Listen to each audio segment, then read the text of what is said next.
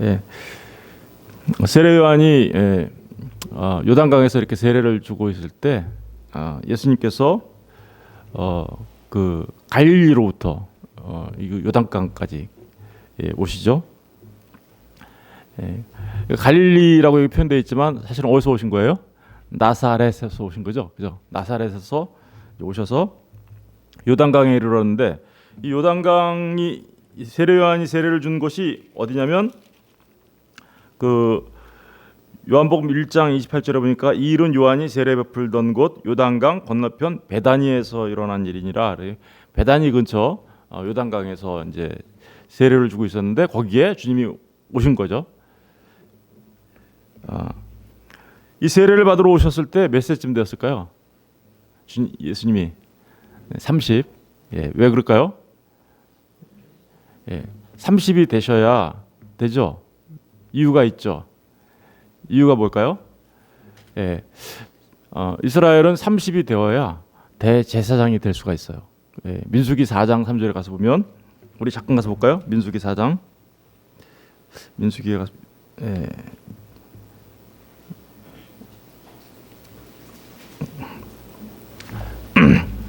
민수기 4장 3절에 가서 보세요.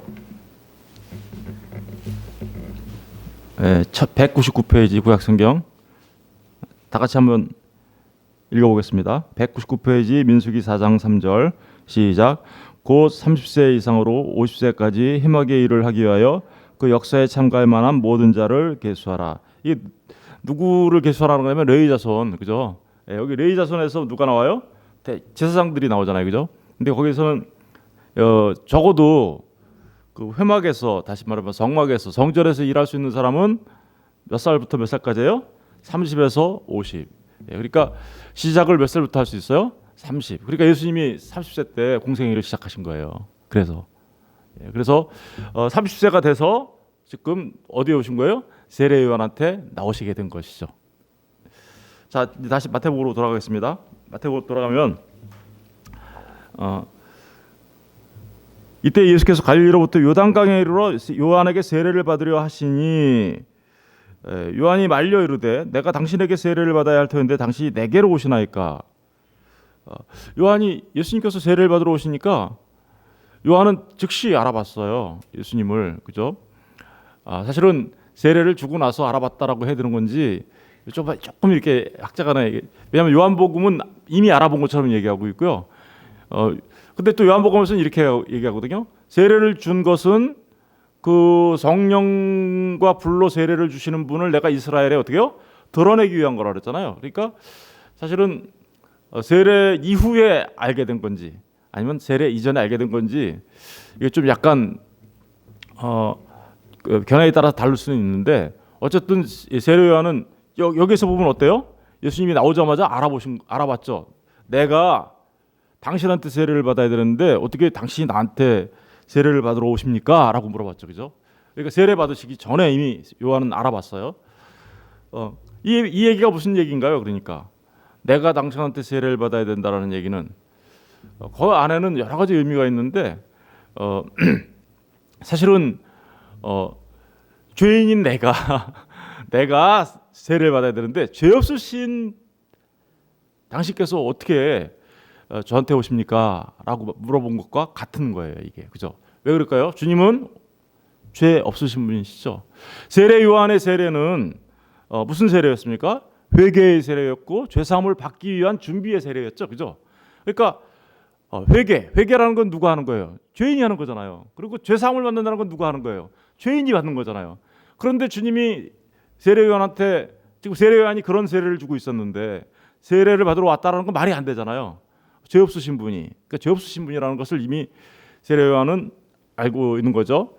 그러니까 지금 어떻게 당신이 나한테 와서 받으시려고 합니까? 세례를. 이런 얘기를 한 거죠. 그렇습니다. 예수님은 죄 없으신 분이에요. 우리 죄 없으신 분이라는 그 말씀들을 한번 확인해 볼게요. 히브리서 4장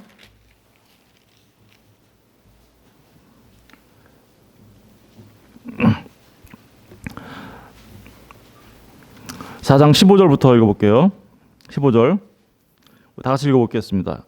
신약성경 357페이지 4장 15절 시작. 우리에게 있는 대제사장은 우리의 연약함을 동정하지 못하실 리가 아니요 모든 일에 우리와 똑같이 시험을 받으신 이로되. 이게 무슨 얘기예요? 모든 일에 똑같이 우리 사람과 같이 되셨다라는 거죠. 그런데 뭐가 없어요? 죄는 없으시니라. 그죠? 죄는 없으신 분이에요. 왜요? 이분은 여자의 후손으로 오셔서 마리아에게 동정녀에게 성령으로 잉태되셔서 오신 분이시죠. 바로 그런 의미들이 들어가 있는 거죠. 죄는 없으신 분이다. 요한일서도 잠깐 가서 볼까요? 요한일서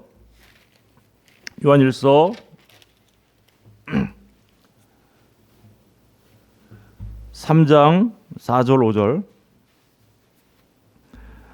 신약성경 390페이지 4절 5절을 다 같이 읽어보겠습니다. 시작. 죄를 짓는 자마다 불법을 행하니 죄는 불법이라. 그가 우리 죄를 없애려고 나타나신 것을 너희가 아나니 그에게는 죄가 없느니라. 주님께는 뭐가 없다고요? 죄가 없으셔. 죄 없으신 주님이 나타나신 이유가 뭐래요? 근데 우리 죄를 없애려고. 그죠? 그러니까 우리 죄를 없애실 수 있는 분은 죄 없으신 분이어야 된다라는 것을 얘기하고 있어요. 그러니까 주님은 죄 없으신 분이세요. 근데 지금 세례 요한한테 나와서 죄 사함을 받게 하고 회개하기 위한 그 세례를 주고 있는 세례 요한한테 와서 예수님께서 죄인들이 받는 그 세례를 지금 받으려고 하시잖아요. 죄 없으신 분이. 도대체 그렇게 하시려고 하는 그런 모습을 보고 세례 요한은 아니 어떻게 저한테 와서 이런 세례를 받으시려고 하세요? 제가 오히려 세례를 받아야죠 라고 얘기하면서 안 돼요 라고 얘기했던 거죠. 그죠? 그런데 주님이 뭐라고 하십니까? 이제 다시 마태복음으로 돌아가면 15절에 보니까 3장 15절 예수께서 대답하여 이르시되 이제 뭐라고요? 허락하라. 우리가 이같이 하여. 그러니까 우리가 이같이 하여가 무슨 말이죠? 세례 요한이 예수님께 세례를 주어, 그죠? 예수님은 세례 요한으로부터 세례를 받아, 이런 뜻이겠죠? 죄 사함을 받게 하는 세례, 회개를 위한 세례를 받아서 뭐를 이루재요? 모든 의를 이루는 것이 합당하니라 하시니 이에 요한이 허락하는지라. 여기 굉장히 중요한 말이 나오죠. 세례 요한에게 지금 예수님께서 세례를 받으시는 일이 모든 의를 이루는 거다라고 얘기하고 있어요. 그죠? 모든 의를 이루는 거. 도대체 죄 없으신 분이 죄 사함을 주는 그 세례를 받으시는 것이 도대체 왜 모든 의를 이루는 것가 될까요?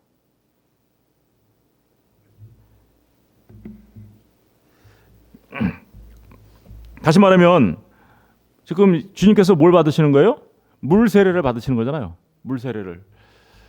이 물 세례를 받으신 다음에 이제 성령 세례를 받으시죠, 그죠? 성령으로 이렇게 성령이 내려오시죠. 예. 그런데 물 세례를 받으신 거잖아요.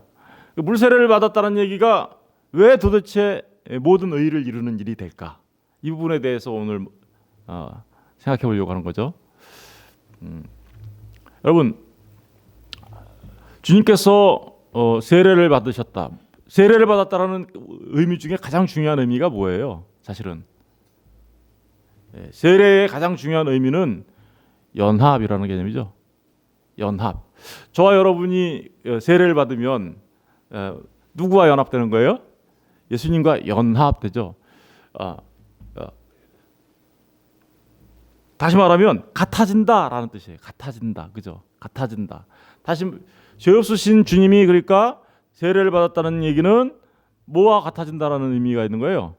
마치 죄 없으신 그분이 죄인인 우리와 같이 여김을 받는다, 하나가 된다, 이런 의미가 여기 있는 거죠. 그러니까 죄 없으신 그분이 지금 어디의 자리까지 내려오게 된 거예요? 죄인의 자리까지 내려오시게 된 거예요. 죄인의 자리까지 내려오셔서 그 죄인들과 같은 모습을 취하게 되시고, 그래서 이제 그 모든 죄인들의 죄를 짊어지시고 어떻게 해요? 십자가에 달려 죽으심을 통하여 다른 사람들을 어떻게 해요? 의롭게 하심으로 하나님 앞에 의롭다 인정을 받으실 뿐만 아니라 다른 모든 사람들도, 죄인들도 어떻게 해요? 하나님 앞에 의롭게 세우시려고 하시는 일이 바로 이 일이라는 거예요. 의. 여러분, 우리 먼저 이사야서 53장 먼저 가서 볼게요. 이사야서 53장. 이사야서 53장을 보시면 고난받는 종의 얘기가 말씀이 나오죠. 이사야서 53장을 보시면 주님께서 십자가 달려 죽으신 그것을 뭐라고 하는지 한번 잘 살펴보면서 보겠습니다. 53장 4절부터 한번 볼게요. 그는 실로 우리의 질고를 지고 우리의 슬픔을 당하였거늘 우리는 생각하기를 그는 징벌을 받아 하나님께 맞으며 고난을 당한다 하였노라. 그가 찔림은 우리의 허물 때문이요 그가 상함은 우리의 죄악 때문이라. 주님이 십자가에 달려 죽으신 그 이유가 사실은 우리의 뭐예요? 허물과 죄악 때문이라고 얘기하고 있어요. 바로 그러니까 지금 세례요한한테 세례를 받는 그것은 주님이 마치 누구처럼 여김을 받았다라는 거예요. 죄인처럼 여김을 받겠다라는 의미가 그 안에 있는 거예요. 죄인과 같아지겠다. 그리고 그가 징계를 받음으로 우리는 평화를 누리고 그가 채찍에 맞음으로 우리는 나음을 받았다. 6절이 중요합니다. 우리 6절을 다 같이 읽어볼게요. 시작. 우리는 다 양 같아서 그릇 행하여 각기 제갈길로 갔거늘 여호와께서는 우리 모두의 죄악을 그에게 담당시키셨다. 여러분, 여호와께서는 우리 모두의 죄악을 누구에게 담당시키셨다고요? 예, 요한을 통하여 세례를 받으셨다라는 그 의미는 주님이 죄 없으신 그분이 우리 모든 죄악을 지금 어떻게요? 담당하고 계시는 모습을 지금 보여주고 있는 거예요. 우리와 같아지는 모습으로. 그렇죠. 우리와 똑같은 그분이 죄는 없으셨는데 그분이 이제 우리의 모든 죄악을 그에게 담당시키시는. 그래서 나중에요 12절 가서 보세요. 12절에 가서 보시면 이사야서 12절. 그러므로 내가 그에게 존귀한 자와 함께 목을 받게 하며 강한 자와 함께 탈취할 것을 나누게 하시리니 이는 그가 자기 영혼을 버려 사망에 이르게 하며 범죄자 중 하나로 헤아림을 받았습니다. 왜요? 모든 죄악을 어떻게요? 주님께 담당시키셨기 때문에. 그렇죠. 이 얘기는 나중에 이제 그 누가복음에 가면 칼 준비해라고 얘기할 때 우리가 불법자의 동류로 여김을 받아야 돼 이런 의미가 이제 있는 건데 바로 주님은 그렇게 우리 죄로 인하여 멸망받을 수밖에 없는 우리 죄인들의 모습까지 지금 어떻게요? 내려오신 것이죠. 세례요한의 세례를 통하여. 그죠? 죄인들과 같아지는 모습으로 내려오신 거예요. 우리의 삶에 똑같이 동참하시게 된 것이고요. 우리의 모든 죄를 짊어지시게 되는 거죠. 이 얘기가 고린도후서에 가면요. 정확하게 나와요. 고린도후서 5장 21절 가서 볼게요. 고린도후서 5장 21절.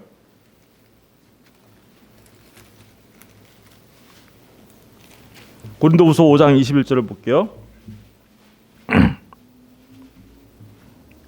신약성경 291페이지. 다 같이 한번 읽어보겠습니다. 5장 21절. 하나님이 시작. 하나님이 죄를 알지도 못하신 이를 우리를 대신하여 죄로 삼으신 것은 우리로 하여금 그 안에서 하나님의 의가 되게 하려 하심이라. 주님이 세례요한한테 세례를 받으면서 우리가 이렇게 함으로써 모든 의를 이루자 그것이 합당하다라고 말씀하신 그 말씀의 의미가 뭐였을까요? 바로 이 의미였죠. 그죠? 예.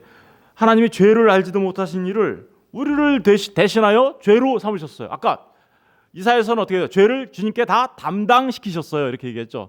죄로 삼으셨어요. 그리고 우리로 하여금 그 안에서 뭐가 되겠군요? 하나님의 의가 되게 하라. 여러분, 바로 저와 여러분이 하나님 앞에 절대로 의로운 자로 설 수 없었는데 우리를 의로운 자로 세우시기 위하여 그 의를 이루기 위하여 어떻게요? 지금 주님께서 세례요한에게 세례를 받으시면서 모든 의를 이루자라고 하신 말씀 속에는 바로 그런 의미가 들어가 있는 거죠. 첫 번째는 사실은 주님이 의로움을 인정받으시죠. 그렇게 세례를 받자 이는 내 기뻐하는 자여 내 사랑하는 아들이다라고 저기 성령이 내려오면서 얘기하시잖아요. 주님이 먼저 하나님 앞에 인정을 받으시고 그리고 주님께서 십자가에 달려 이 모든 것들을 이제 감당하시자 누가 의롭게 되나요? 예수님을 믿는 예수님과 다시 연합한 그죠? 그런 사람들이 주님이 우리와 연합하셨고 그 일을 통하여 우리가 주님께 연합할 수 있는 길이 열렸죠. 십자가를 통하여 그죠? 그 연합을 통하여 우리가 뭐를 얻게 돼요? 하나님의 의. 그래서 우리가 하나님 앞에 의롭다 여김을 받는 자들로 세워지게 되는 거죠. 바로 그 의를 이루자라고 얘기하는 거예요. 그런데 이런 말은 그래서 세례요한이 이러한 것들을 이제 그렇게 해서 세례요한이 어떻게 했어요? 주님이 이렇게 얘기하자 뭐라 그래요? 허락했다고 하죠. 그럼 세례요한이 이제 그 말의 뜻을 알았나요, 몰랐나요? 알았어요. 그래서 뭐라고 고백하는지 알아요? 요한복음 가서 볼게요. 요한복음 1장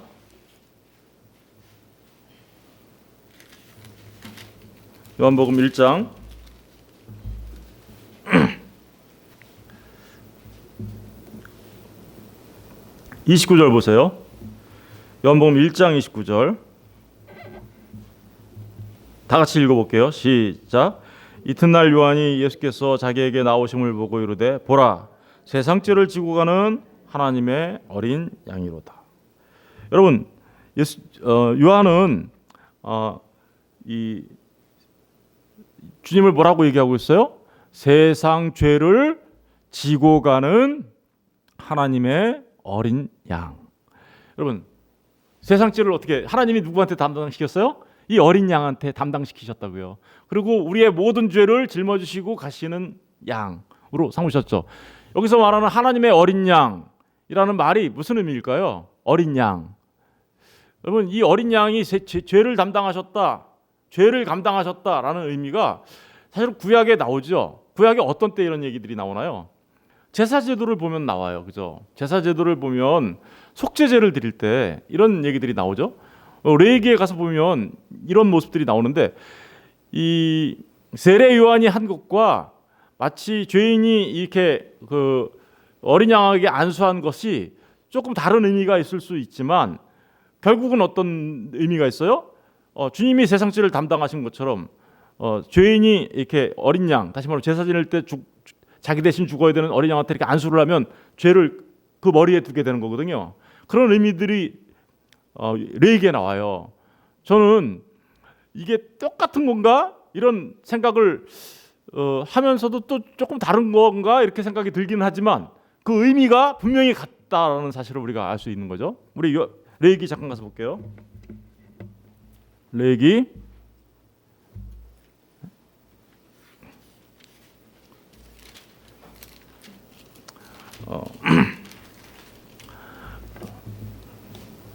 레위기 4장을 먼저 볼게요.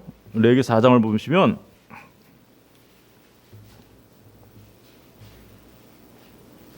(4장) 1절부터 볼게요. 여호와께서 모세에게 말씀하여 이르시되 이스라엘 자손에게 말하여 이르라. 누구든지 여호와의 계명 중 하나라도 그릇 범하였으되 만일 기름 부음 받은 제사장이 범죄하여 백성의 허물이 되었으면 그가 범죄한 죄로 말미암아 흠없는 숫송아지로 속죄 제물을 삼아 여호와께 드릴지니 그 숫송아지를 회막문 여호와 앞으로 끌어다가 그 숫송아지 머리에 뭐예요? 안수하고 그것을 여호와 앞에서 잡을 것이요. 예, 이 안수를 하죠. 아니 안수를 한다라는 의미가 세례를 준다는 의미하고는 좀 다르겠지만 어쨌든 지금 이렇게 하는 행동이 뭘 말하는 거예요?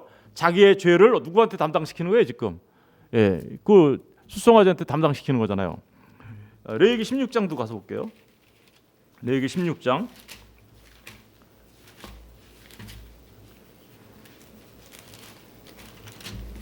레위기 16장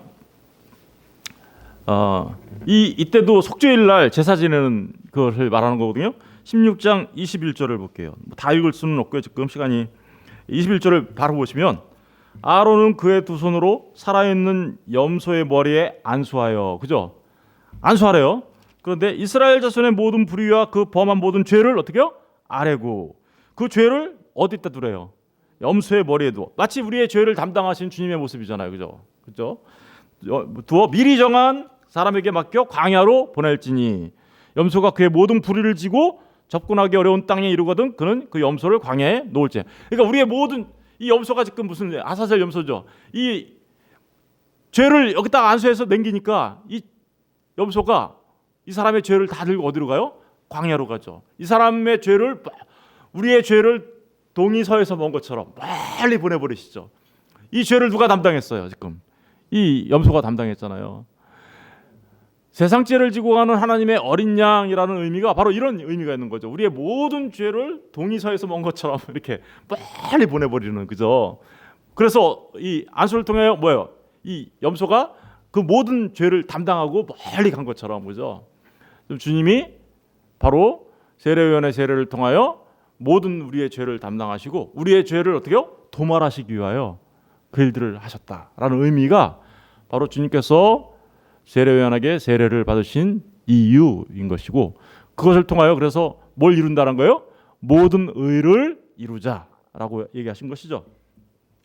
여러분, 이 모든 의를 이루자, 실제로 예수님께서 십자가에 달려 죽으실 때 뭐라고 그랬어요? 그래서 다 이뤘다 이렇게 얘기한 거예요. 다 이뤘다. 다 이뤘다. 우리 요한복음 19장 가서 볼게요. 19장 30절. 굉장히 중요한 말씀이죠. 예, 요한복음 19장 30절. 예, 19장 30절 다 같이 읽어보겠습니다. 시작. 예수께서 신포도주를 받으신 후에 이르시되 다 이뤘다 하시고 머리를 숙이니 영혼이 떠나 가시니라. 여러분, 이 여기서 다 이뤘다, 이게 무슨 얘기예요? 그러니까 세례요한한테 네가 나한테 세례를 줘야 모든 의를 이룰 수 있어. 그 모든 의를 이루려면 내가 세상 죄를 지고는 하나님의 어린 양으로서 그 죄를 담당해야 돼. 내가 너희들과 똑같아져야 돼 라는 의미가 있는 거죠. 불법자의 동류로 여김을 받아야 돼. 죄 없으신 그분이, 그죠? 그러고서 모든 죄를 담당받아서 어떻게요? 그것을 통하여 모든 죄값을 치르기 위하여 십자가에 달려 죽임으로 우리의 죄를 도말해야 돼. 그러면 하나님 앞에 지금 이 일들을 통하여 모든 의를 이루게 되는 거야. 그러고 나서 진짜로 예수님께서 어떻게요? 십자가에 달려 죽으셨죠. 그러면서 다 이루었다라고 하신. 이 다 이루었다라는 말하는 여러 가지 의미가 있지만 이제 1차적으로 뭐예요? 주님께서 우리의 죄를 도말하시고, 그죠? 그래서 하나님 앞에 주님과 연합하는 자는, 그죠? 이제 다시 우리도 세례를 받죠, 그죠? 주님처럼 세례를 받고 주님과 의로우신 주님과 연합하는 자들은 또 어떻게 해요? 그래서 주님이 죄인과 연합해서 죄인으로 여김 받은 것처럼 우리가 의로우신 주님과 연합하는 자들은 그래서 의롭다 여김을 받게 되는 것이죠. 왜요? 주님이 우리의 모든 죄를 도말하셨기 때문에. 이 얘기가 로마서에 좀 나오는데 로마서도 잠깐 가서 볼게요. 로마서